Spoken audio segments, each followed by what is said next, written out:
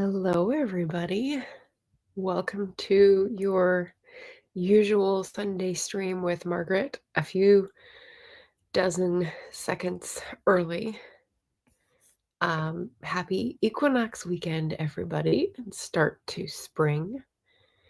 I am in the middle of a migration, and so I had 2 days of driving, and I'll have another day tomorrow. But today is rest day so that I can stream. And I'm in Sacramento, and I just checked the Indian red peach, because it still has the tag on, is blossoming right now. So peach blossoms are out, and I hope you have some beautiful harbingers of spring wherever you may happen to be. It's very cheering. Today's going to be a little bit more serious of a stream. It's climate related. And so every month this year, I'm trying to focus on a truth and reconciliation theme around climate. So not only am I co-hosting Climathon with Tasman and Anya to bring awareness to the climate catastrophe we're in, but I felt after last year's election, especially, that we really had shot ourselves not in the foot, but sort of like in the guts with the decision in America. So I'm dealing with that, processing that, figuring out what I can do. And part of that is this space right now. And I'm sure you're woefully impressed by my lovely organized background. As I said, I'm traveling, I'm doing laundry, I'm in a spare room with lots of stuff in it. Like, this is just how it's going to be. But I wanted to make this my TRC stream today. Truth and Reconciliation Commission is my touchstone. If you don't know, I did a stream a couple months ago about the idea to explain it. You can visit that. I'll pop it up here after we're done. But I'm taking inspiration from the processes other countries have done to digest and get past their own traumatic histories, because I think that's what we have to do. So I'm trying to do this on my channel in the one small part and take some people with me. So that's today. We've got Elaine at Cobalt Dragon saying hello. I left room on this little table that is right in front of the window for Bean to come up and join me here, because there were turkeys outside gobbling, and I was hoping he would join and scope them out, but he's under the blanket on the bed. He's getting his beauty sleep. Yay, peach blossoms! And Leslie's here. Hi, Leslie. Welcome. So yeah, happy start to spring. And I wanted to get a couple logistic things out of the way at the beginning before I dive into like confessions, big truths that I'm discovering the hard way. So as an introduction to the video, technically I am done with Climathon. I'm not sure how. I think it's because a lot of double dipping, but ta-da, Storygraph. It's a year-long readathon about books on different topics related to climate change. And apparently Storygraph thinks I've already finished because of the double dipping, and the books have been applied to different prompts. There's 12 prompts. And we'll go through them.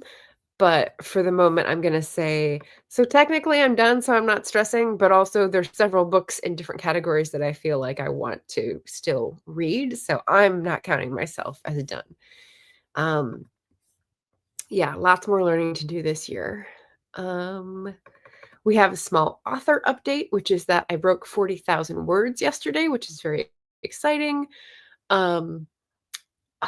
I made March my drafting month, so as if it was November NaNoWriMo, because we're not doing NaNoWriMo anymore. Unfortunately, that organization has had an implosion or aneurysm. And so I just made March my drafting month this year because it fit in with my schedule of trying to get something done.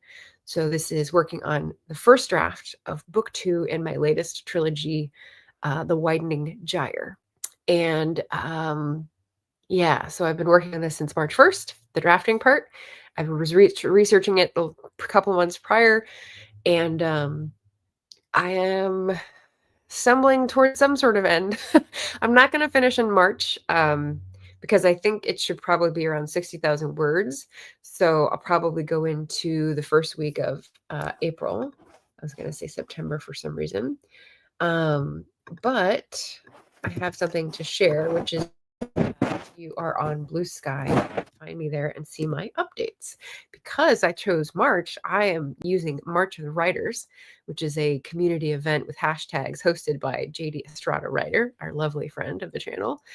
And so every day I'm tagging him and updating with my word count for the project. So if you're interested in word count, nano style updates, and March of the Writers challenges, I'm doing that every day in March, 23rd day today, over on Blue Sky.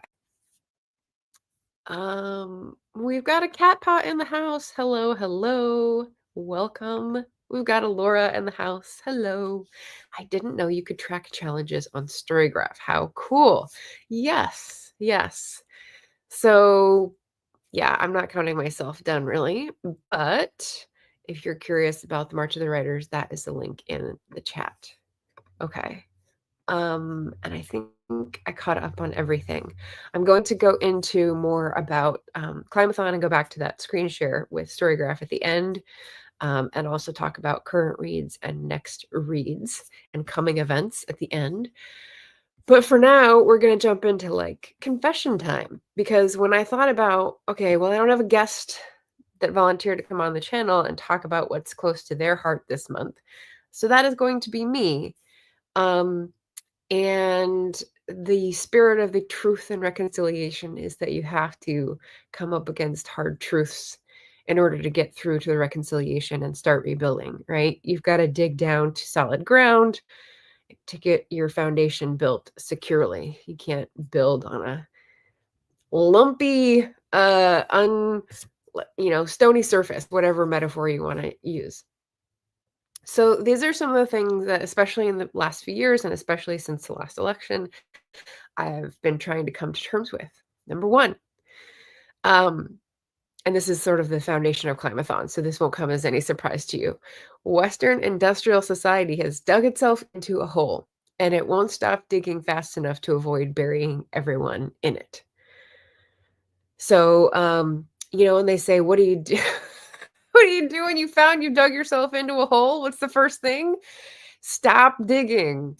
I'm also reminded of the Malcolm X quote, which is about being stabbed in the back, and how white supremacy is like being stabbed in the back by white people in America, and not even trying to patch up the wound and heal the person that you stabbed, but also not admitting that, no, not taking the knife out, and also not even admitting the knife is there. So that's his metaphor about how little progress we've made on getting past the racial inequalities baked into the system that America is founded on. So stop digging, right? Stop digging the hole. And we're not stopping digging the hole fast enough to prevent everyone getting buried in it, mine shaft collapse or whatever. And that's the first truth. Number two, I am not very good at anything in terms of helping my community survive. So I've tried in recent years to learn about plant medicine. I've tried to learn about growing food. I've tried to learn about food safety, but I still have many more questions in these areas than certainties. So my helpfulness is questionable, is doubtful. My main skill, mining history for stories to wake people up to the dangers of inequality, has not been particularly effective. So when I think of like my effort on this earth to help us survive, and I think, well, I'm storytelling and I'm trying to raise the flag for people to think about, if we continue down this path, this is the danger. We need to connect in these different ways and forge a new system. And because the business hasn't been particularly effective. The storytelling is not particularly effective. So, I was pretty happy earlier in life when I realized I was a broad sampler rather than a deep, specialist. I sort of made peace with that. But I feel like I don't have the skills that I want to be able to provide other people with, to volunteer. Um, so that's been something I'm processing and trying to figure out what to do with and how to address that, to redress that like lack. So that's number two. Let's see. Hi, Jocelyn. Welcome in. We're talking about truth and reconciliation for climate. Eva is here. Hello, hello. Woo-wee. Yeah, I thought of you when I wrote that in and pinned that question, Eva. Elaine says the fact that you're looking into all of this and sharing what you learn is huge. It feels huge, especially when I'm sharing stuff that gets more vulnerable as we go on. So just hold that thought, Elaine. Yeah. Don't underestimate what you've done and contributed. Yeah, I'm just trying to be objective and like realistic. That's my personality. So we'll see. Eva says her answer, even our protests are cogs in the wheel. We can't go along with the current and still expect to change the tides. I don't know. Huh. Okay. Okay, two separate metaphors. I understand the first part. And then we can't go along with the current and still expect to change the tides. Yeah. Yeah. Sea change. That's my answering metaphor. We need a sea change. And then Cat Paw says you can't outrun seasonal depression. That's a good truth too to learn. I was just talking with my sister about having a really short fuse lately and being really irritable and intolerant and like can't stand small things going wrong because they appear to go wrong in clumps of like 5 things and it really frustrates me. And she's like, "Oh, that's a symptom of depression." And I was like, "Is it? Oh, great. Okay, good." So that's coming back. But yeah. Okay. We're gonna go to 3 here, and I'm trying to trade off sort of big societal truths with custom-made Margaret truths. So we'll switch back and forth here. Number 3, the gutting of the EPA and its rules is shameful, and a lot of the truths that we're going to be telling have to do with shame. So buckle up. It's shameful, as if the American representative on the world stage walked up to the world's version of the Magna Carta and pissed all over it. That's what it feels like to me. The world is awake to climate crisis and attempting to do something, like uneven and not enough, but like a lot of people are trying a lot of things. But the deniers and the fatalists are condemning more people to death with their frantic cult declarations. So this is something, that we're dealing with many things. I've been listening to podcasts that are a lot about lawsuits and federal workers and challenging all the Trump actions.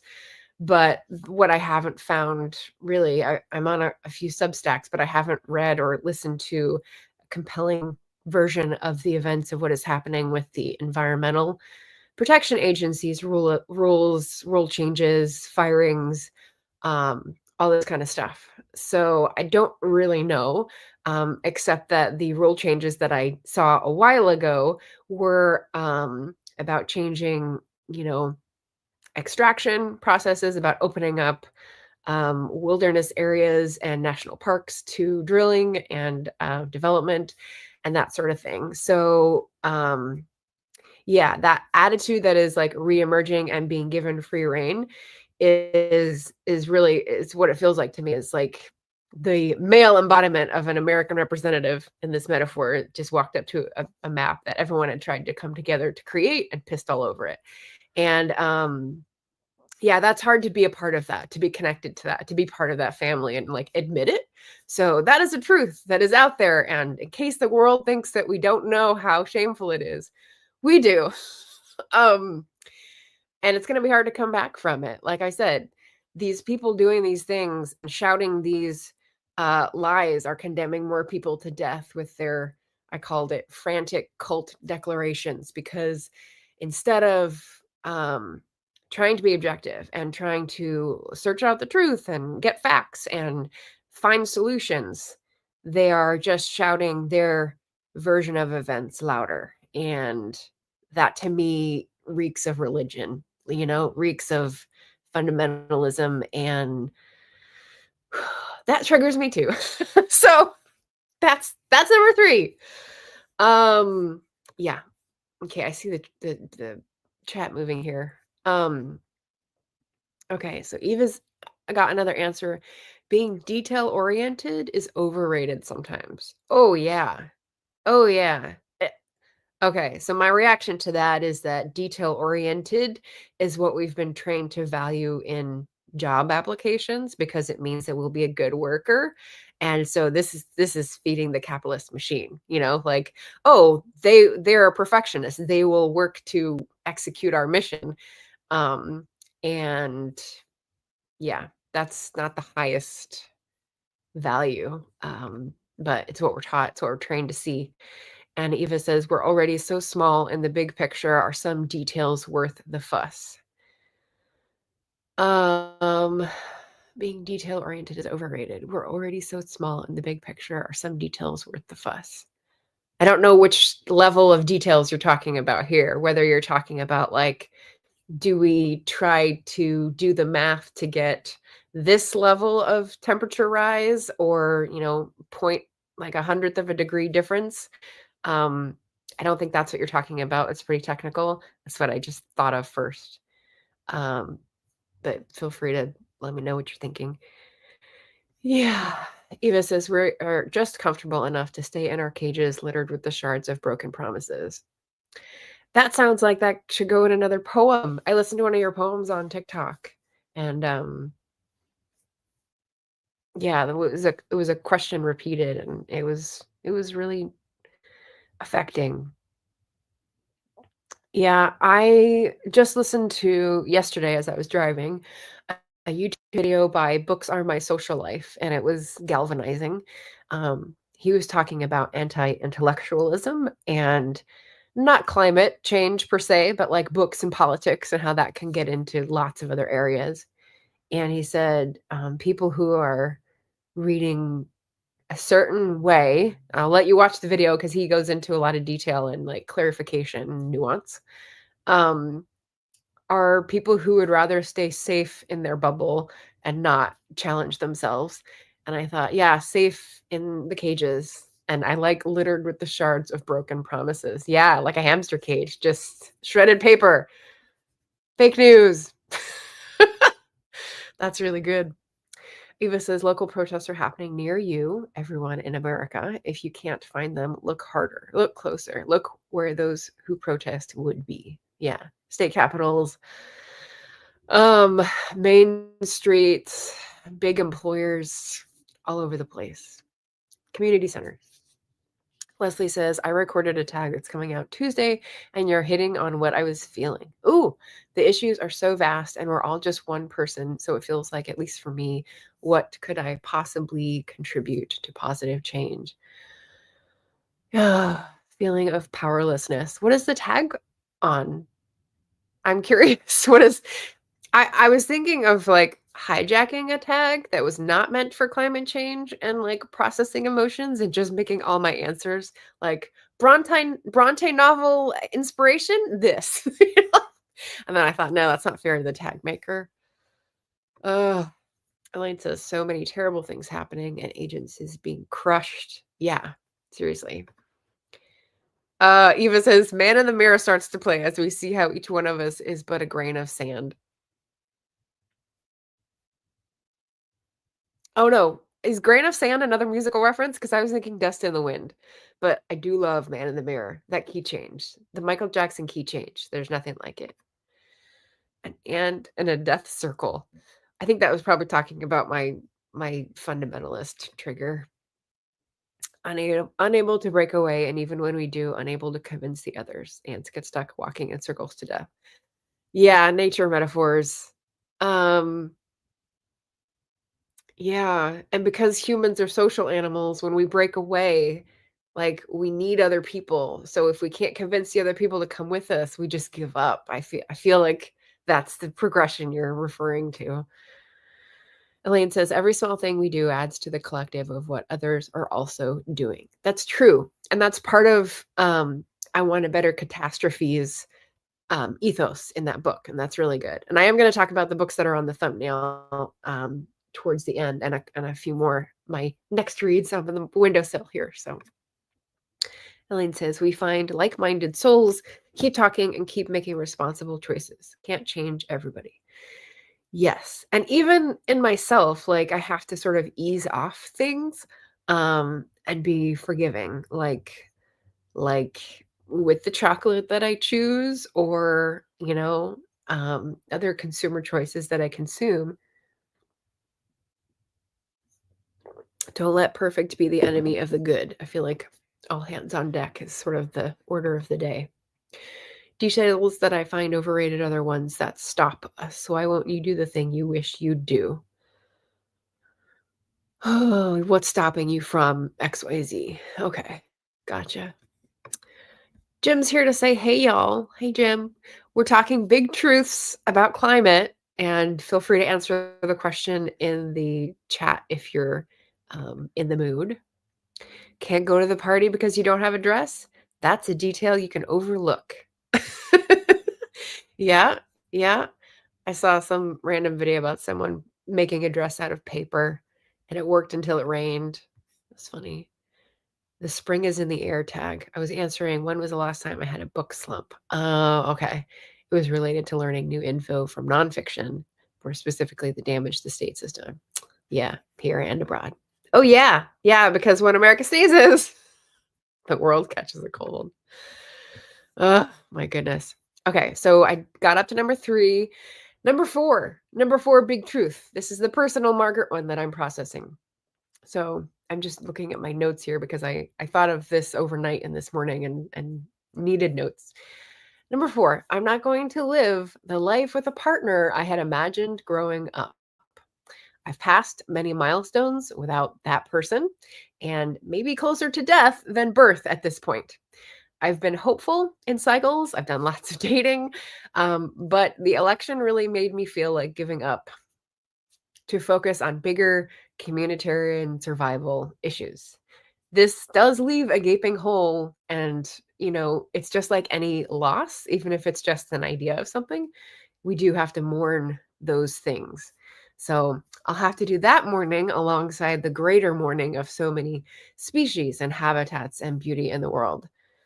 So this is the thing that I'm trying to like come to terms with around the election.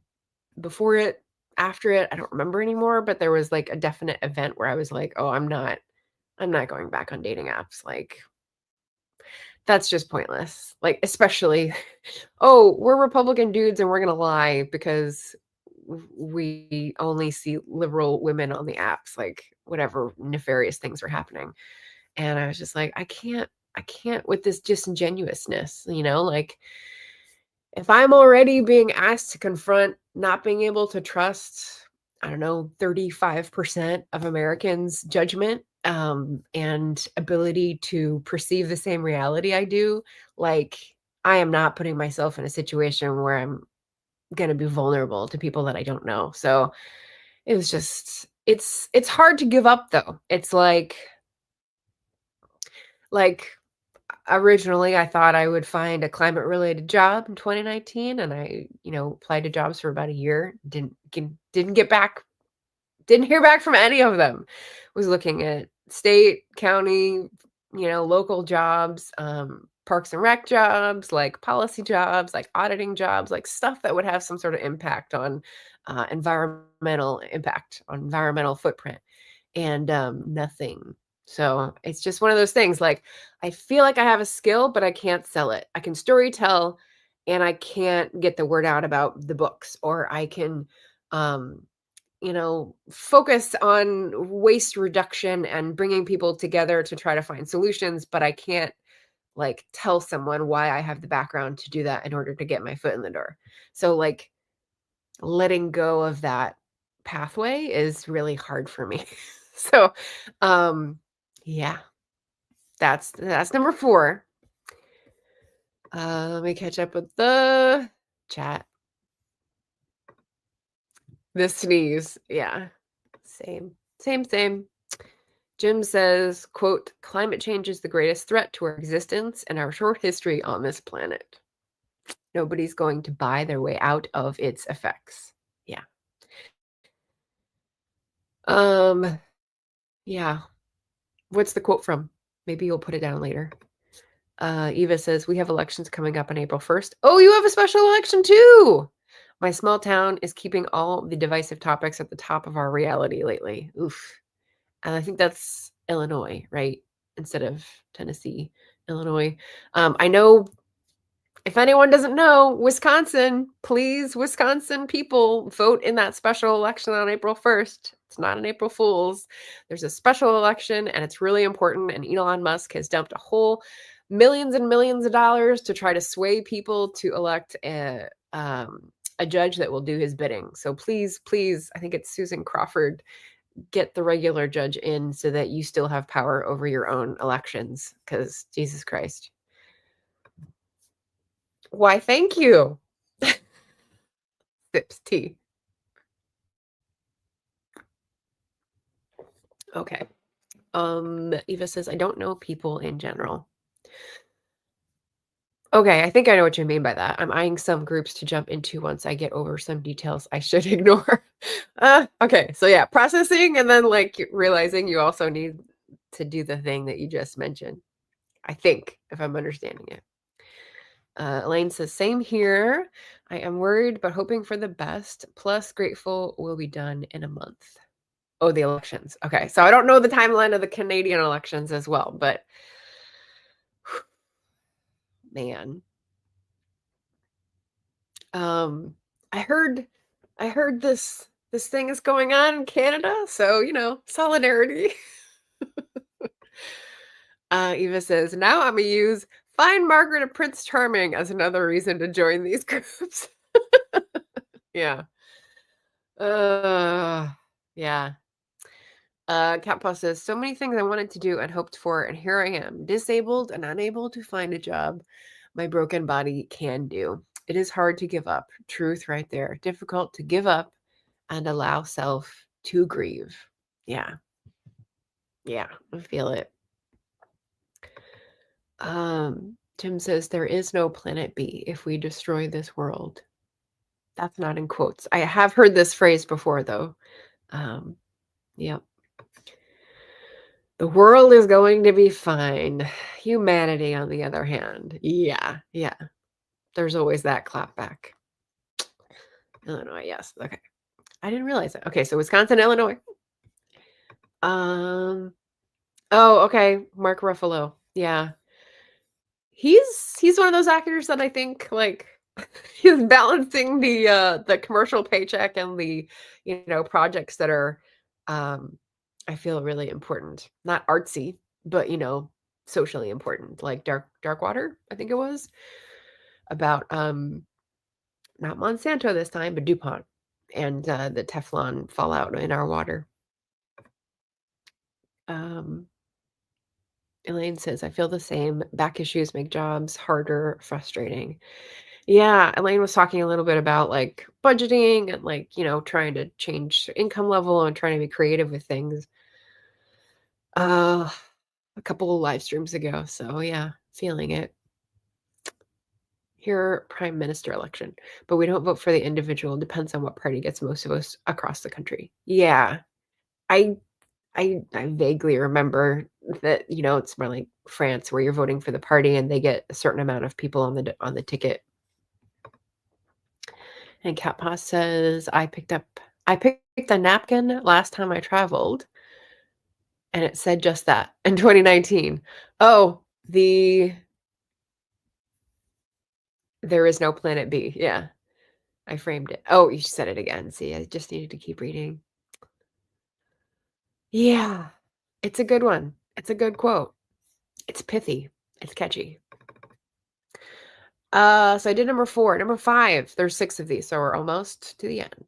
The stripping of DEI progress from the government is shameful. This is number 5. My best climate books, the ones that I've been reading for Climathon, explain how we can't save our world without relinquishing the power inequalities we've held onto for so long. So I want a better catastrophe as well as the uninhabitable earth, I believe, both talk about this inextricability of the climate fight from the inequality fight. Um, whether you're talking about race, class, gender, sexuality, disability, whether you're talking about any of these levels of inequality and power dynamics, the system that exploits the earth. Wait, I wrote this. I don't have to think about it again. The exploiter mindset applies to people as well as natural resources. And I can't fathom how a small group of persons convinced so many of the rest of us for so long that life needed to be like this. So, and what's interesting is like all these conversations start overlapping and melding. I was on TikTok and my friend Chris of Buzz Change asked this question. I just put his video in the chat. He was on the channel to discuss a book. And he was asking about, he was responding to someone else's thing and he was stitching it with, I wonder when humanity, like evolved to think that it was apart from and above nature and that it was like meant to dominate nature because it really comes into philosophical discourse 15th 16th century-ish, and it's interesting. I had a religion answer and he had like an evolution answer, and so it was a little interesting kind of thing. And then my follow-on question from that was, why won't we let it go? And a couple of times now I've thought of this book and I keep forgetting the title, so I found it again. It's not on Audiophile's site. It hasn't been reviewed by them, but it is on Libros, and I listened to a sample. And why haven't we let go of this exploiter mindset? To me, it's answered really well at the very end of the audiobook sample in Qualified by Sherry Dunn. And this book is about race and competency in the workplace. And I think she's a psychologist who has written a book about her consulting with workplaces and trying to work out how people feel and how they can work together better. But she has an example where she likens DEI practices to, there's a fence and everyone needs to see over it. And some people are different heights. And so you get a box for the people depending on their height so that they can see above the fence, right? And so you've sort of solved the inequality problem with equity with this box. And then there's a person there who didn't need a box, who could already see over the fence. And she said when she talked to like the white people, the men, the whatever privileged population you want to highlight, they got really agitated and couldn't articulate why it felt unfair. And it took a lot of time, and then finally they came out with, well, the person who didn't need a box lost their advantage.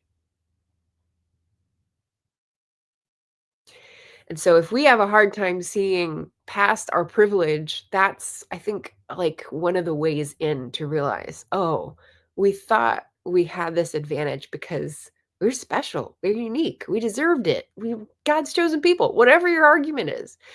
But it stems from an exploitative system that someone else set up for you, for me, for this tall person over the fence. So I thought that was a really powerful metaphor. So I just put that in did I put it in the chat? I did. Okay, so let me come back to this about the DEI progress. Where was I? The napkin.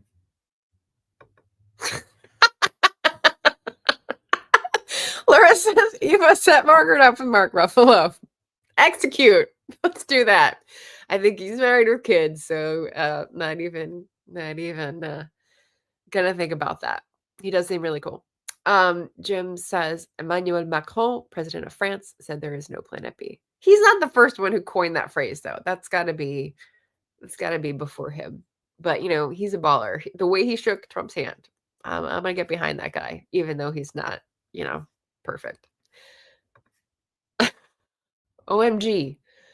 OMG what? Sniffle. What is this? Okay, so Eva says, "My husband used to have these like courses to do every so often, very often about in-office expectations as far as how to treat one another." Okay.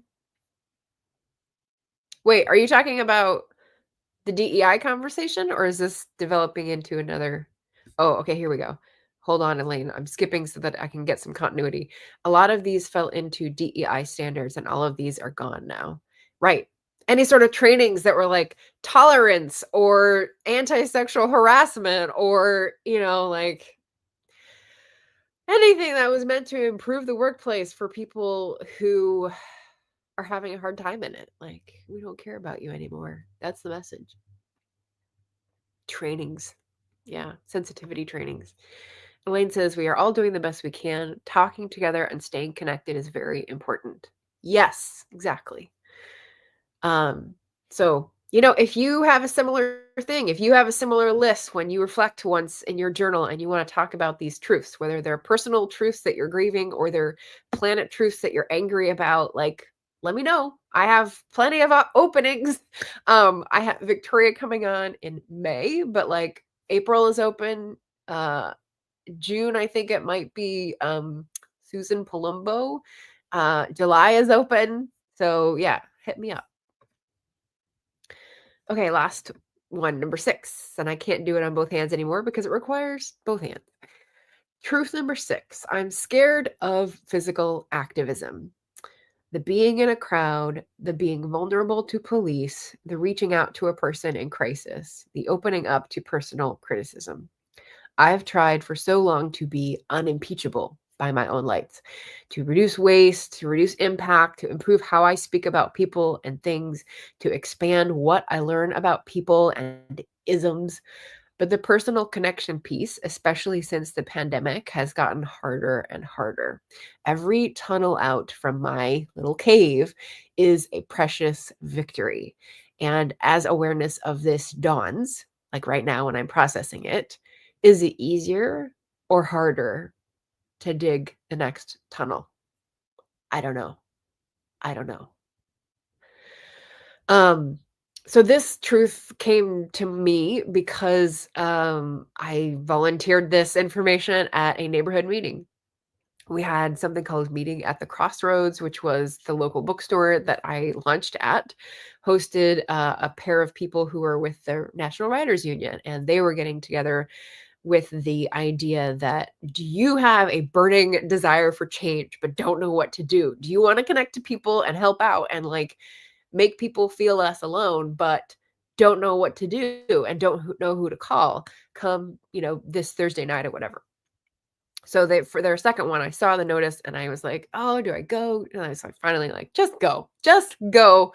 Your details, right?" Like Eva says, just stop making excuses. Just go. And so I went, and basically it was a little bit of explanation and then a lot of people introducing themselves and just talking about why they were there. And so that gave us a little window into each person's most important issue and their backgrounds and like relatability. And it was brilliant. It was like over an hour of introductions of maybe 30 people. And then we had like a little networking time, maybe like half an hour. Um, and I was like almost the last one, and I came forward with this like stumbling, nonsensical sort of thing. But it was like, I'm afraid of this physical activism piece. Like there's a thing about the connection that I've gotten like less and less able to do. And every time I try to do it, it's this big fucking deal. And um the more I do it, it doesn't feel easier. And I don't know like what the lever is, but I'm like working on it. So the big truth is just admitting that I'm scared, which I didn't know. I just thought it was, oh, it's time. It's priority. It's and unfamiliarity, and I, like, know when I think about it and how important it is, it's scary to me. So, just admitting that, that's the truth, that's the big truth that this last one I'm gonna share today. Ugh, and, yeah, getting it off my chest, so there we go. Um, alright, so I'm gonna catch up back up with chat here. This is Buzz Change on TikTok, who is on the channel to talk about humans and evolving out of nature.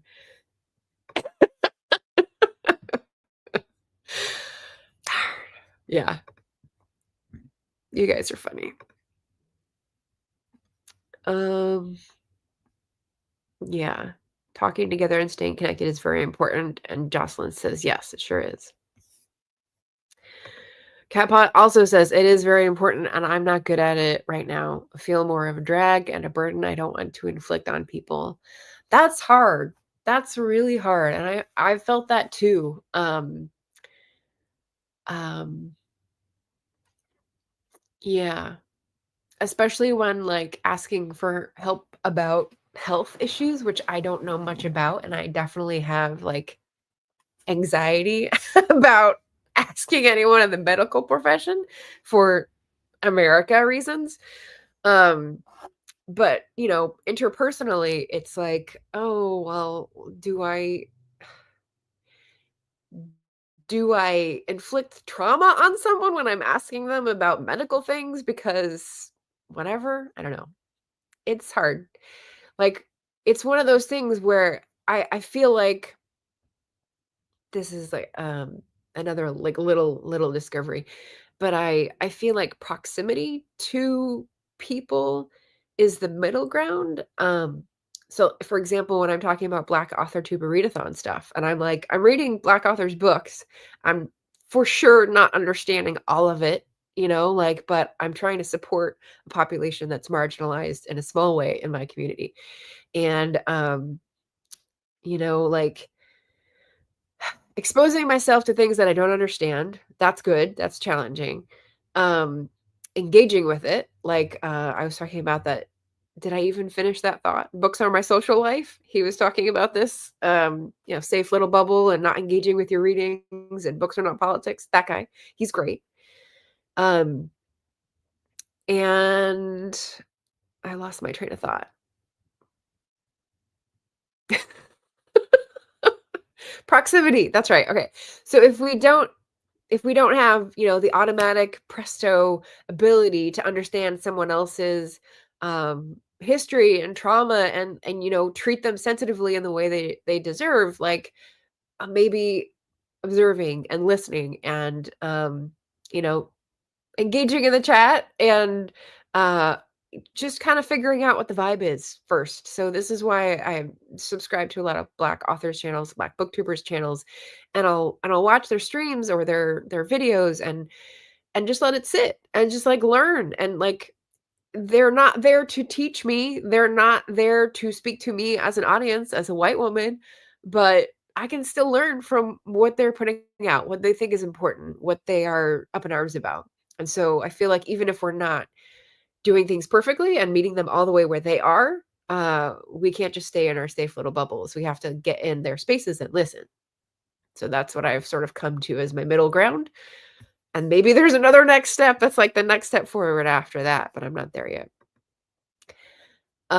This is the audiobook I was talking about with, like, the advantage from Sherry Dunn. The book is called Qualified, and there's a subtitle. Jocelyn says, "We definitely have a responsibility to conserve nature." Hold on, I'm gonna sneeze, and I'm got tea in my hand, and I'm already, like, shaky. Okay, maybe not. When you said conserve nature, I just saw, like, a girl on her bike, like, riding by, like a high schooler. Yay.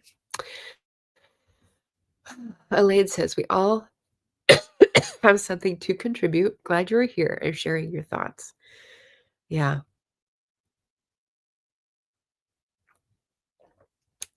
Cat has a very interesting backstory, life history. share with me a little bit and a few emails when I was working with her over the audio editing, and I wish I knew the right people to connect her with, like, a job, because she's very talented and yeah, yeah. You're here, you might find people who are looking for audio editing and stuff, and this might be the right place to be, you never know. Yeah, Leslie says, "Lost their advantage. Said the thing out loud." Yeah. Yeah, and I can totally picture this, like, someone being really agitated and emotionally triggered because they feel the unfairness and are trying to compute why, but it's, like, against their training to articulate it, and so, like, saying it out loud and realizing, like, "Well, oh, that wasn't fair to begin with." Yeah, it's hard. It's like it's a thing. Eva says to Cat Paw, sharing your burdens doesn't make you a burden. I love having you around and chatting with us. Yes. I don't think I have Google reactions on, but let's see. Yeah. No reactions. Trainings. Yeah, yeah, yeah. For at work. Eva says, yes, we must keep networking and vibing. It helps us know we're not alone and it helps us build the resistance. Here's the thing. So, based on that video I was talking about from Books Are My Social Life, Sajid, I want to do, last couple years I've done something in August that's like more intense streaming activity and trying to invite people on to join me. And I want to do something with resist in August. And there's like a pun right there, but I can't connect it. And the best I can think of is like this month we fight, like something Lord of the Rings related, but it's not hitting. So if you guys can think of a pun and or want to join and or wanna just come on the channel once, like, please let me know. Um, I'm gonna start making a list of people who I wanna reach out to and invite that I think are, doing some of this work in their lives and have at least one book to recommend that, we can either have in common or I can maybe read before August because we have enough time. I'm planning ahead for once. Um, and do every weekday. So let me know if you're interested. Elaine says, I would love to do a live with you. Loved our last live. Yeah. Um, yeah, and you like to talk politics. So like if you want to, I mean, we could do this before August as well. Maybe you can like choose a month. Maybe that's what you're talking about. And I'm just catching up. Yeah. Um, okay. Yeah, that sounds like a good idea, Elaine. Let's talk about it. Let's Voxer about it. Eva says, I just spoke of being scared. Today, we have decided we're going to gather with our young son. If it's unsafe now and we can avoid it, then soon it will be unsafe and we won't be able to avoid it. Uh, what do you mean gather? I'm not clear on the what you mean. You don't have to elaborate, but I was just like, yeah, definitely truth about the unsafe and not being able to avoid it. Oh, I see. Gather, okay. Get together with other people. We didn't gather due to COVID, cautious living for so long. We hadn't reevaluated our options until today. Oh, yeah. Yeah. I don't think it was intentional. I think it was definitely for our own safety, but we got into the habit of like having this shell about socializing. And socializing doesn't just mean like going out to parties. It's not all frivolous. It's like connecting with community. I think it's important. So I think now the isolation, the isolating that we do is it's only playing into big tech's hands, and people who want to take over the government. Elaine says, absolutely, Eva. Not feeling alone is very important. Yeah. Eva says, we would have today if not for the rain. There's regularly scheduled protests every weekend currently. Wow. Yeah, they're picking up like hotcakes. They're the next one. I think there was one on Friday I heard about this Friday, next Friday, and then there's also one on April 5th. There was like a week and a half of like boycotts and I had to break that one for Tiffany's book because, like, I didn't wanna wait to send it. Um, but I did use a gift card that I had forgotten I had, so, like, I didn't give them extra money, I just drained them of the money that someone already paid them, so there's that. Um, Eva says, "Y'all can reach out to me whenever. My ability to handle things varies." Yeah, important everyone realizes that, but, my ability to communicate those limits has been pretty solid in all phases, and I'm not easily triggered. Ugh, um, I definitely feel that. I feel like I'm more well, when I was talking about, like, the very short fuse that I have, lately and how that might relate back to depression, um, the ability to handle things is where I'm picking up on this. I feel like when people say, I don't know, ask me to do a thing for work or change a plan that was like mostly with like work things that people pay me for, which is where they should be able to do this. But like I have a minute digression from the plan or what I was expecting and I just like lose it. I can't I can't professionally respond like that. So I just ignore it for a little bit, a day, 2 days. Um and come back and, rationalize like, okay, this isn't them telling you you're worthless. This is just a bump on the road, Margaret. So, yeah, yeah. Eva says my ability to communicate those limits has been pretty solid in all phases. Yeah, I agree. You're really good at that. Or I am easily triggered, but I meant your question isn't going to trigger me. Fair. Fair. Yeah. I had someone in a chat recently say, "Take a day off, Margaret." And I was encouraged to exit that chat and unsubscribe from that channel and, you know, not feeling bad about it. Protect your space if you have to. Um, and you could probably guess who that might have been. Eva says St. Louis has a good activism circle network existence. That's great. That's great. It's in one. I was like, I was so good. I was so on good behavior in his stream on the writers room, and fine. Yeah, fine. I won't come and, support you on stuff. That's fine. Okay, so we have come to the end of the chat and the end of my big truth share. So, the last little piece I have here is how these big truths, whew, shake it off, relate to my climathon reading. So we're going to bring it back into like the book world.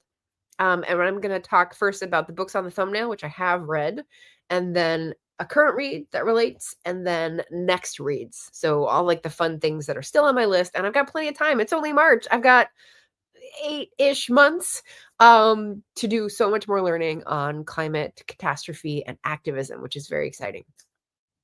And then we'll talk about a few coming events to watch for. So this is the pickup mark, the pickup cheerful part. This is when we get back to being happy about things. Ugh. I said I couldn't take days off because of people like him taking every day off. Fair. Valid. Oh, that's so relatable, Margaret. To finding a bump in the road to make the spiral subside. Oh, yeah. Yeah, that's a great way of putting it. You and Eva and Leslie and Elaine and Cat Paw, like your words are bringing me life today. Yeah. Yeah. Yeah. Okay, so I have my Canva open so that I can see the thumbnail here. So the thumbnail books that I have read, one's actually from last year. I think the rest are from this year. So We Are the Weather by Jonathan Safran Foer. How does that book reflect on these truths? So I think that's a little bit about on the personal level. I didn't react very well to his voice. I think I went 40%, 30% of the book where I was like, "Ugh, he's so pretentious, like, I can't." And then he sort of broke into the, "But I'm gonna talk about this, and I didn't say it up until this point because you wouldn't have read," and, like, sort of broke the barrier, and I was like, "Why? Why?" So I think that was basically good for teaching me that you can have something really valuable to say and mess up how to connect with someone about it. So that's fine. I kept reading. I learned, I think, what he had to say, and it was very meaningful. Um, our choices determine our fate. Like, are we going back to Brave the movie for this? Yes, we're going to go back to Disney for this. We are the weather is basically his way of saying, very poetically, I thought, that like something as simple as what you're eating makes a really big impact, and you do have the power to change that. Like, you are not captive to the behaviors you were taught and the habits you've carved out for yourself. Like, try something new. Don't be afraid. um if you're in the younger generation and it's like the cringe culture that's coming in, like, do not be afraid of what other people will say. There are others who will be like you. There are others who are interested in change. So that's what I would say is resonating for Jonathan Safran Foer's book. Um, the next one on the thumbnail is The Intersectional Environmentalist by Leah Thomas. And I will say that's probably closest to the truth about um, stripping DEI progress. So Leah Thomas is basically treating this like a textbook. And like I said, I've in my review, I have come across most of this information before, so it wasn't very mind like world changing, but it was important and it was laid out very logically. Um, and there was definitely Black environmental history that I had not heard about, and so that was really good to learn about. Um,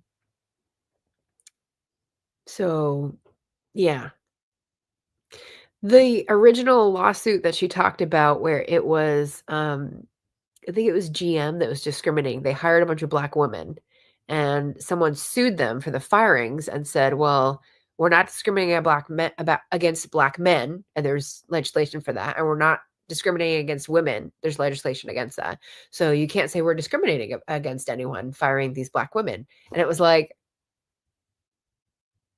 like, that's the lawyerly cunty thing to do, like, okay, so now we have to say intersectionalism exists and like, change these laws or reinterpret them in the courts. So that was marvelous. I really appreciated the history behind that intersectionalism and environmentalism, which I hadn't gotten before, but this is the perfectly titled book for it. So yeah, that was great. Um, Yeah, Laura says, "Everyone is being so poetic in here today." Yeah, I like it. It's some good energy, that's what I'm hoping. Okay, I'll leave this up for people to vote, and continue with the books in the thumbnail that I've read. So The Seed Keeper by Diane Wilson.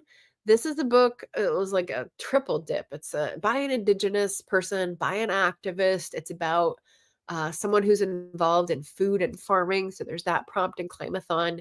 Um, but what I got out of this book, was more of a, um I think, like, questioning your own past and your own trainings. So the main character in this book, um, we see her present day and we see her as a kid.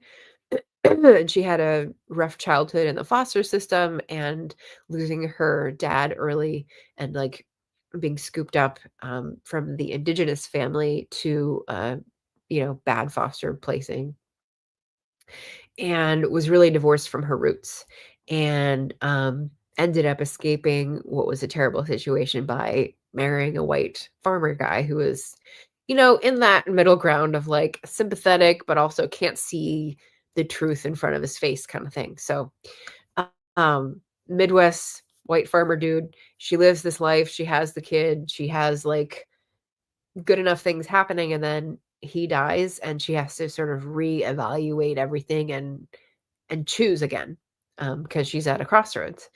And it was, um I waited so long to read this book, and when I finally did, I was like, "This is really good." Not only do we have that person's story, we have a couple different ancestors in her line and the troubles and choices and renegotiatings they had to do in their families based on injustices. And it was just really well done. Um, it's very simple, very relatable language. It's not like flowy or purple or anything like that. Um, but just really resonant. So Seed Keeper can't recommend highly enough. Then we have The Red Deal, which is written by The Red Nation. There's no author. It's a joint offering, which makes sense this is coming from Indigenous folks who have a different tradition of consensus. The Red Deal is a very small, short book, and um, it's taking off where the Green New Deal left, I guess I should say, in that there's the New Deal that happened in the 40s and has some sort of place in the collective memory with Roosevelt, and there's the Green New Deal, which is much more recent, but sort of got sat on by Congress and the not inefficiency. Um, what's it called when you can't work like the system is at loggerheads? The Anyway, you know what I'm talking about, of Congress. Um, and the indigenous authors of this primer sort of giving a little bit of history and a little bit of education about their approach and their ideals. Again, like the intersectional environmentalist, a lot of this I had read in more developed sort of background and context, which I like reading about more as a history. And so the little primer, there were a few things here and there that I picked up that were interesting, but the approach is not new. So I would say this is more legal and like activist rooted. Um, so as a climathon book, yeah, I don't for me at least, it didn't have that sort of galvanizing, motivating energy to it, but, maybe a good resource for people who are at a different stage than I am, who are, like, more into the physical activism or, you know, looking for a different role, perhaps in the legal, battles that are sure to ensue. Okay, that's 4, there's 4 more. Let me go back to the chat where I can see. Um, let's see. Eva says, "Sounds interesting." Cat Paw got it, haven't read it yet. I don't know which one you're talking about. Probably The Seed Keeper. Um, Eva says, "You might like one of my projects. Should I ever write it?" You and Sky, man, and, Sam. And so many author tubers who have, like, 50 bajillion ideas. I'm like, "I can only do one at a time." It's just, like, our brains work very differently. Cat Paw says, "Are you thinking about My Mother's Daughter?" To Eva. Oh, wait, did I skip a comment?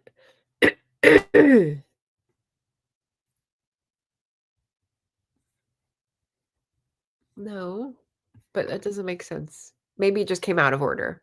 The novel version is titled Not My Father's Son. I don't understand the chat. There's something going on here, but it's confusing.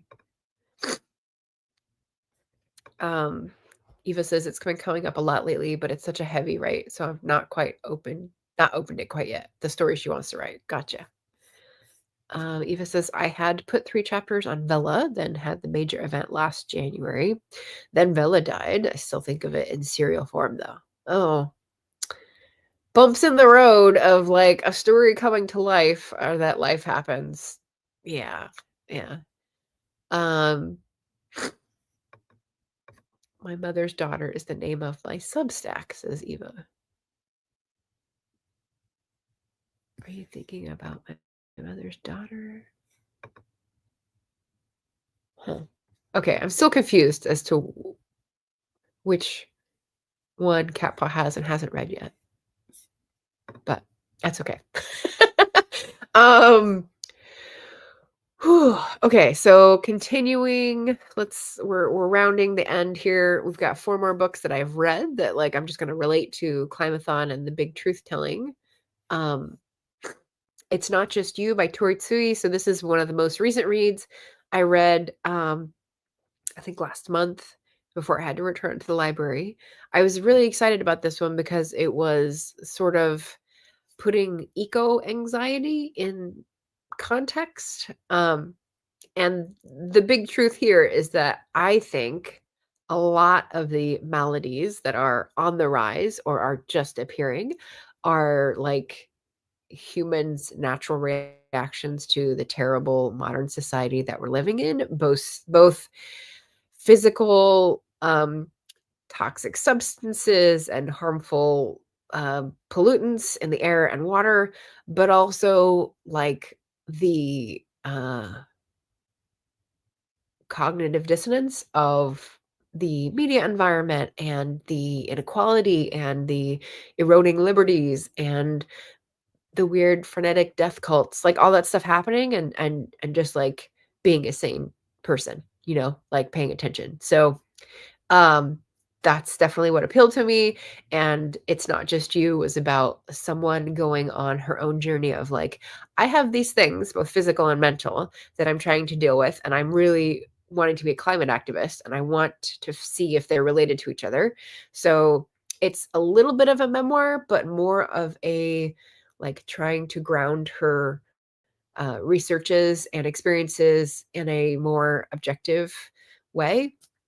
Um and it somewhat succeeds. It wasn't all that I wanted. Uh, she's very young, and I got the feeling that, um, she was at a different point in life, and that was affecting, like, how I was relating to her discoveries. So I think she's doing really well, but, I'm still looking for someone to, like, say the message that I'm looking for, if that makes sense. It probably doesn't. That's fine. The next is Rising by Elizabeth Rush. This is squarely in the climathon bailiwick. This is a book about sea level rise that has already happened and continues to happen, how our coastal wetlands are degrading at an alarming rate, how we are losing environmental services, if you want to call them that, or like complete habitats that are um, buffering our existence on land, and how that will affect a lot of us and condemn a lot of communities to death and destruction. Um, so, on that first point about America, one of the less personal truths, um, um, the getting of the EPA, digging ourselves a hole in America, and you know all that stuff. So yeah, Rising, really highly recommend. Not on My Watch by Alexandra Morton was one of the first reads of the year as an audiobook. And she's a Canadian activist from the West Coast. I think she was born an American, but has lived in Canada forever and is a scientist researching marine wildlife, and started on this crusade to protect salmon, which are the whales' food, and learned a lot about salmon, learned a lot about freshwater and seawater life and ecosystems and viruses, and like some really graphic description of what viruses do to fish. Um, and sort of lost my appetite for fish. She says she doesn't eat fish anymore either. So that's our worldwide markets and how fish have been devastated in our food chain. And then finally, The Serviceberry is a very short audiobook by Robin Wall Kimmerer. So her third work that I've consumed. And the serviceberry is a plant that she takes as an example of her learning and her um, indigenous culture knowledge and transferring a different point of view. What if we thought about plants like this instead of like this? And so she has a very um what did I call it? a very chatty conversational tone, not only in the audiobook delivery, but in the words themselves. So it's not meant to be like a tome, it's not meant to be scientific. She does have a lot of knowledge that she relates, but in terms of like truths, I think she's once again displaying her bona fides as someone who is not afraid to say the emperor has no clothes. So um, I like that when I see it in people, and it's catching, it's infectious. So I like reading those types of books, and that was short but sweet, especially when she has like a little dig at like some of the people who have polluted some of her favorite parts of the world. So there we go. There we go. Those are the books on the thumbnail that I've read that relate to the truths that I have realized in the past year or two or three. And Climathon has helped me do that. Now, what about you guys? Are you reading anything currently that relates to climate? And that's really broad, right? Like, here's the screen share of all the things that I added to these prompts. So you'll see some of the books I've read this year, last year, and some of the ones I want to read. So let me know if you've read any of these as I scroll by. Um, I'll go through like next reads in these categories as we scroll by them. So Fresh Banana Leaves, I actually do have a copy of now. I've wanted for a while and I finally found a used copy. This is by an Indigenous author, and it's Indigenous like cures and medicines and approaches. So I think it's kind of a comparative title to a Robin Wall Kimmerer book, which is very exciting. So that's on my list. Need to go back to the right tab. Here we go. For non-human life.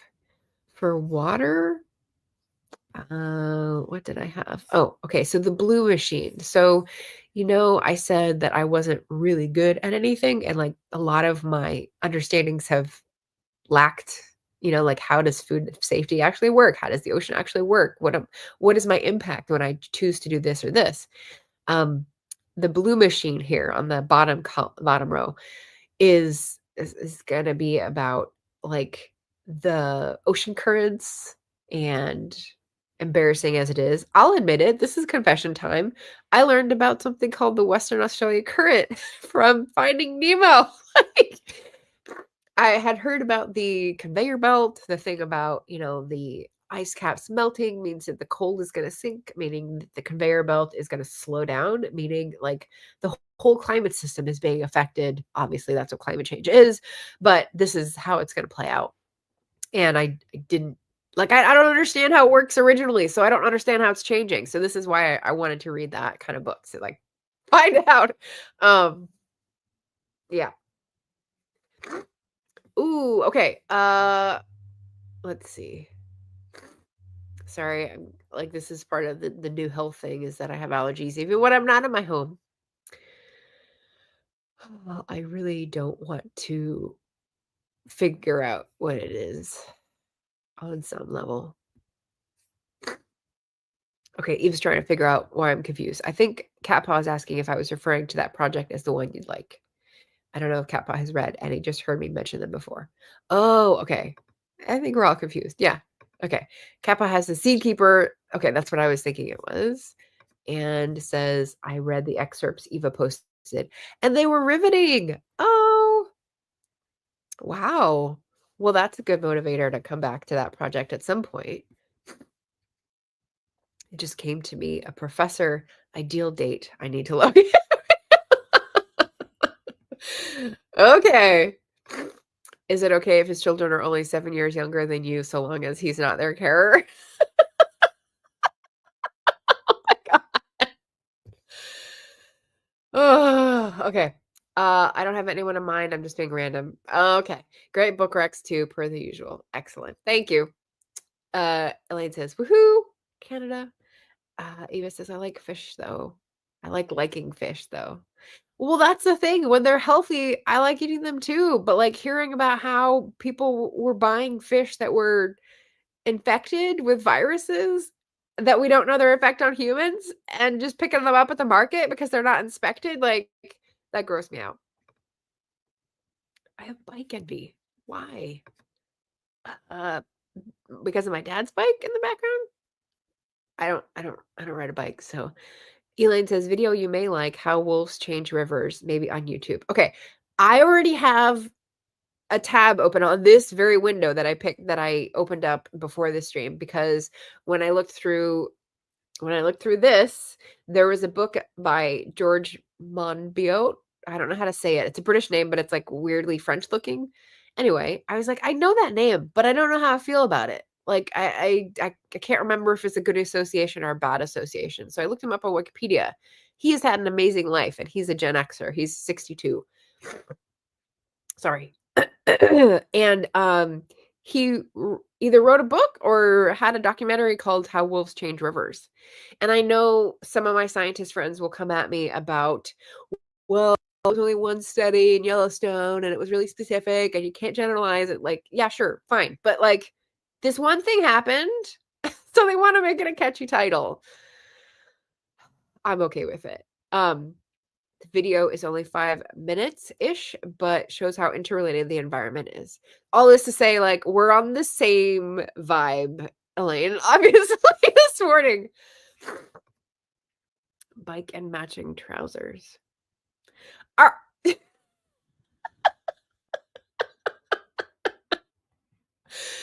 Okay, this is me doing laundry, and those don't go in the dryer, so I hung up my red trousers.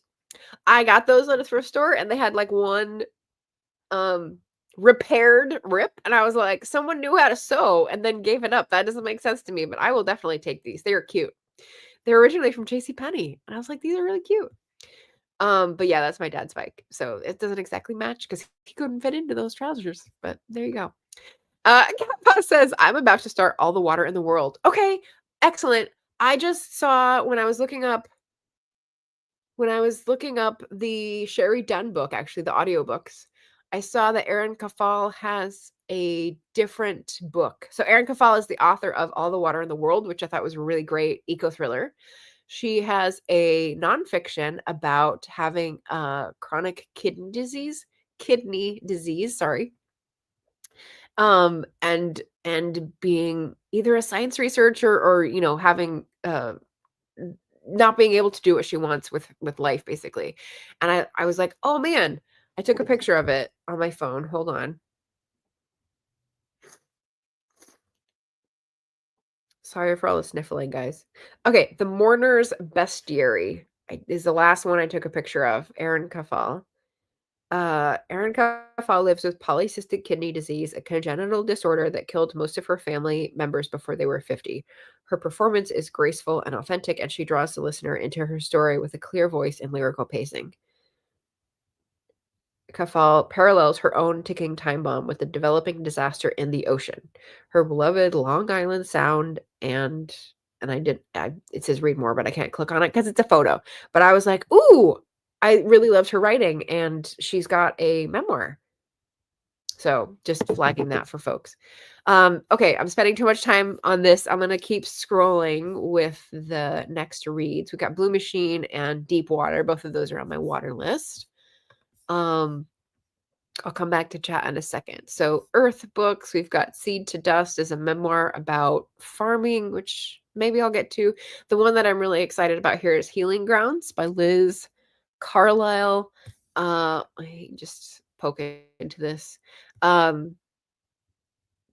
reconnecting with their roots to fight climate change. And of course, cutting all the federal aid to farmers who are doing conservation is going to put this back another 10 years, but that's where we are. Climate justice and the deep roots of regenerative farming. So that's exciting. What else? Outside, we've got some of the same books. We have Double Dippers here. Okay. Injustice. Oh, okay. And here are some of the ones that I actually have from the library in my hot little hands. So we'll take a pause here. So these are by two of the same author. Sustaining Spirit, Self-Care for Social Justice by Naomi Ortiz. This is one I got, and I can't remember where I got it from. It's probably on my Storygraph tags, but I'm not going to look it up now. It is what it says on the tin. I haven't started reading it yet, but I took it with me down on this trip, so hopefully we'll get to read it in the next month or two. And then this one just came in by Naomi Ortiz, Rituals for Climate Change, a Crip Struggle for Eco Justice. So, because I was looking for, I know why. I was specifically looking for books about disability and climate activism because Victoria said that disability activism in the context of climate change is one of the things she wants to talk about in May. So in the May TRC live stream, Victoria's going to come on. We're going to talk about like some of these issues, and hopefully I will be better informed than I was in January when we talked about this first by having read these books. So there we go. And then the last one that I had from the library that is a next or current read, but doesn't fit into a prompt yet because I just happened upon it, is called Before the Streetlights Come On by Heather McTeer Toney. And the subtitle is Black America's Urgent Call for Climate Solutions.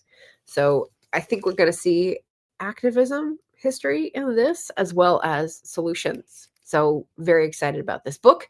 And haven't seen it anywhere else, but it was hot on my library's next list because it's a very new release. Okay, let me catch up.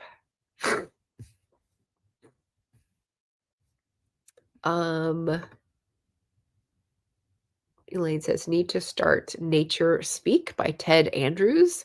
Okay, I'm guessing that's, come on, nose, don't fail me now. We're almost done. Like next read that is Possible Climathon. Love it. This is Eva laughing. I understood it when it came up, but I can't remember now. Yes, like bikes used to race. You need to talk to my friend here in Portland. She's not on social media, but yeah, I think you guys would have a lot to share about. If he's 62, he's a boomer. He's born in 63.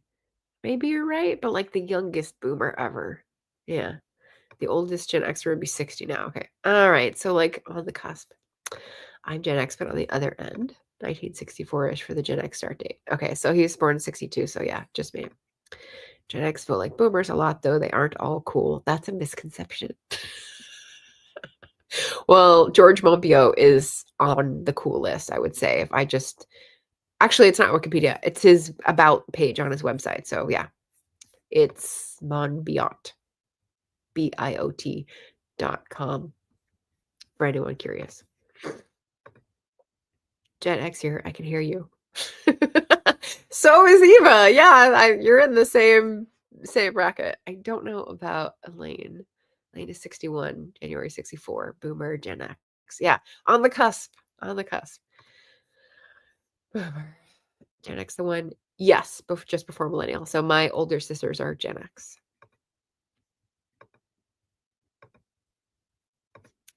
64 and 81, give or take. Location and parents, tech, intelligence, and access play a huge role. Yes, we've talked about this before, and it is a very interesting discussion, but it is a tangent. So I'm going to try to stay on focus here.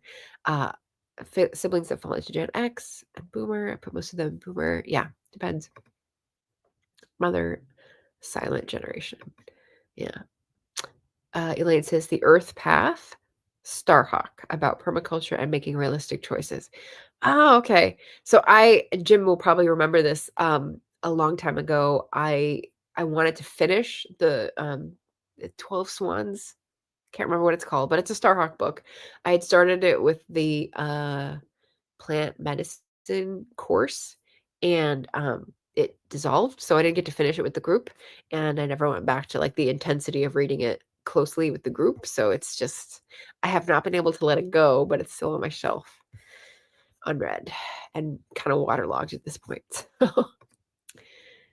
Oh, the Goonies generation. I saw it once. I'm not as crazy about it as other people. Exennials, yeah.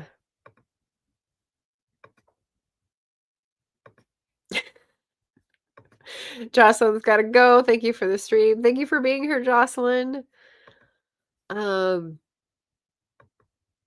Yeah, we should be wrapping up very soon. Let's see. What else do we have on the prompt edge? I went over those two. Care work I had to return to the library, so I don't have it in my hands, but the other two I did show you. Let's go back to the tab. Indigenous author Banana Leaves is my priority on that one. I didn't bring it with me, so I think I will wait until later in the year because I'm trying to finish Herkyed prompts as well. So revolution or change. Ooh, what if we get it right? Okay, so these two here. What if we get it right? I have, but I didn't bring with me. It's a big ass book by my lovely idol, Ayanna Elizabeth Johnson. She's great. Book is new. Definitely recommend. I think it's going to be positive solutions and examples of people working together. The other one is like to convince people to unaddict themselves to capitalism. The future is degrowth. Um, I've read a few books that are about why capitalism, as I said, is digging itself a hole and it's going to be everyone buried in it. It's like there's no way capitalism continues to work because it's like taken out a loan that it can't ever pay back based on the budget of the planet. So that's like the stark truth. Activist author, Banana Leaves. Oh, yeah, here we go. Bigger Picture by Vanessa Nakate. She is one of the climate activists that was talked about in Tori Sui's book. And I haven't gotten to her book yet, but it's on my desk from the library. So that will be later in the year. Healing Grounds for Food. Connection was on Fresh Banana Leaves, perhaps. Vanessa Nakate. The disability ones here for Hope. Yeah, and I think that's the end of my list. Yes. Okay.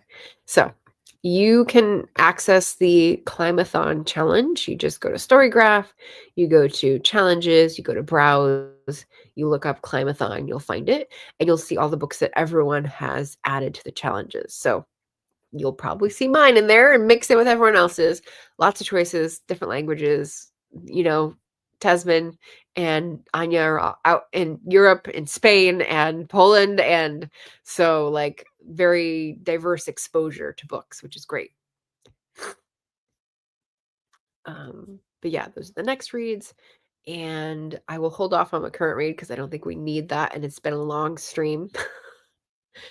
Would your books fall into this category, activist author?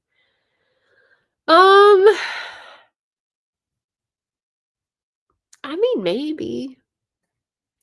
The current read that I just said that I wouldn't talk about falls into the same thing because of the big truth that I talked about, that the DEI is inextricable from saving the planet. You know, like you can't change the resource extraction system without also changing the people exploitative system. They're married together. So, yeah, I guess James Hunter and Margaret Bernard would be in the same category for that purpose, but not in any other.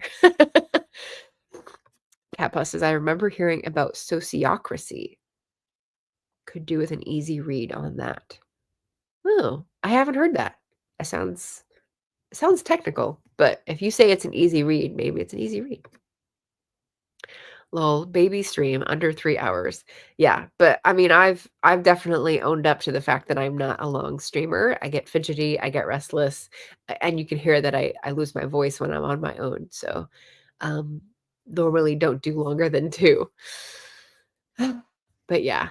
All right. So, coming events, let me just put that up there. Today is Sunday. I will have a wrap up on Wednesday with 4-ish books, maybe 5. I have had to move next Sunday's stream. I'll do something else. I'll do maybe tags or something, or maybe talk about activist authors. But the Samantha Shannon interview had to be postponed, and we're still waiting for a new date. So stay tuned for that. Next week, I will have my episode of History Through Fiction airing on that channel. It's a podcast that I think we recorded back in November. And so that's exciting. I'll post that on my community tab when it comes out. And then we've got maybe Final Friday or First Friday. Final Friday. So I'll be doing that. Regularly scheduled monthly streams back into the habit. What about you guys? Any upcoming events that you want to pimp for the community? I hope everyone's okay with me using that word. Cat Paw says, "Climate Thriller, Any Human Power" by Amanda Scott. I need to reread that. I started Dreaming of the Eagle, and I had to stop, but I took it with me. Like I said, I'm going through all of the Amanda Scott and Boudica books, so I'm excited about that. She's got a very interesting and unique rhythm of pacing, so I'm, like, adjusting to that, but I like it. Any Human Power. Ooh, okay. Exciting. Quote, "Sociocracy is a theory of governance that seeks to create psychologically safe environments and productive organizations. It draws on the use of consent rather than majority voting in discussion and decision making by people who have a shared goal or work process. A theory of governance." Oh, so this is like a suggested replace capitalism with X. I like it. And it's a book or something. I don't know what this is. DVD? Oh, it's like the texture language. I got you. Maybe Laura got you as well. That's hilarious. The Boudica books are not a fast read. You need to stop and digest frequently. Okay. Yeah, I can feel that. I've done that already. So yeah. Yeah. All right. Well, if you guys don't have any upcoming events on your channels to add, I will say thank you, lovely people, for being here, being part of my community, being interested in learning about climate activism, being part of Climathon, because default you're active and participating, and so that helps. Um, what else? We've just had the equinox, so we're starting to get into spring. The peach blossoms are out here at least, and I hope you're connecting to the earth and the water and the air where you are and finding ways to fill the creative well and feel connected and in community because that's how we survive, right? Okay. Um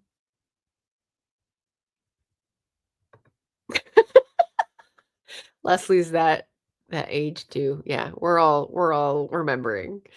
Yay. Thank you guys. Thank you, Laura. Thank you, Elaine. Thank you, Jim. And yes, Leslie has an interview with DL Tillery soon. Sweet. She's organized. She's got it all planned out. So tune in for that for anyone who likes horror. And yeah. Yes, let's all feel a little bit more alive together. Good luck, everyone. Take care of yourselves, and I will see you Wednesday in a different location.